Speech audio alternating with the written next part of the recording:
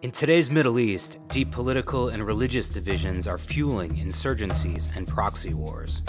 One key driver of this instability is the 1,400-year-old sectarian split between Sunni and Shiite Muslims that goes back to the origins of Islam. The group that would become Shiites wanted the Prophet Muhammad's son-in-law, Ali, to succeed him. The group that would become Sunnis favored the Prophet's father-in-law, Abu Bakr. Today, Sunnis make up about 90% of the world's 1.6 billion Muslims. Egypt, Jordan, Saudi Arabia, Syria, and most of the oil-rich Gulf states are overwhelmingly Sunni.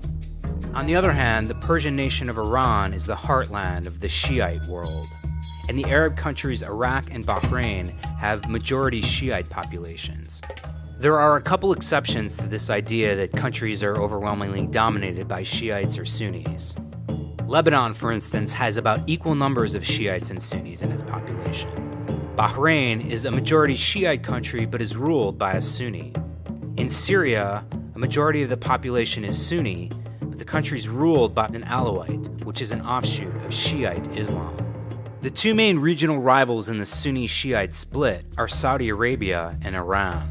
Let's look at how these two countries compare and compete for supremacy and influence around the Middle East.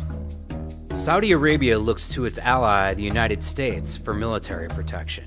Iran, on the other hand, has a large military and intelligence service of its own and is often active on foreign soil.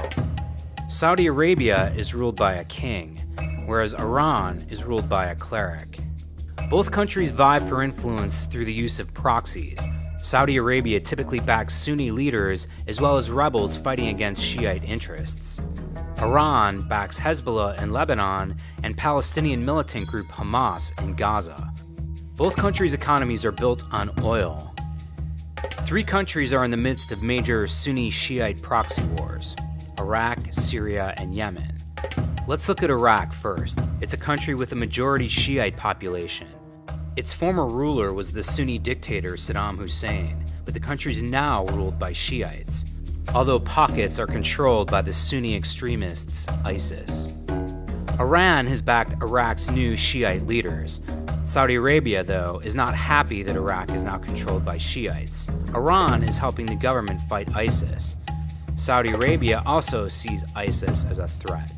Iran has military advisors inside the country. Saudi Arabia is worried, though, about growing Iranian influence, and it's joined the US-led coalition against ISIS and is hoping the US will be more active inside Iraq and help keep Iran at bay. Now let's go to Syria. The country has a majority Sunni population, but it's ruled by Bashar al-Assad, who's an Alawite, which is an offshoot of Shiite Islam. Syria has been going through an ongoing civil war.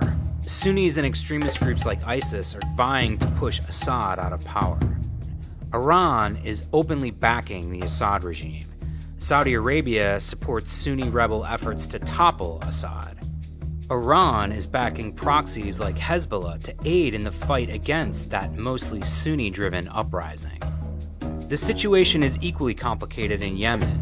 The country is 65% Sunni, and its Sunni president was pushed out by Shiite rebels called the Houthis. Sunni extremists al-Qaeda are also vying with the Houthis and the government for control of the country. Iran is backing the Houthis in its efforts to control the country, but Saudi Arabia, along with other Sunni nations, is launching airstrikes against the Houthis to prevent them from taking over.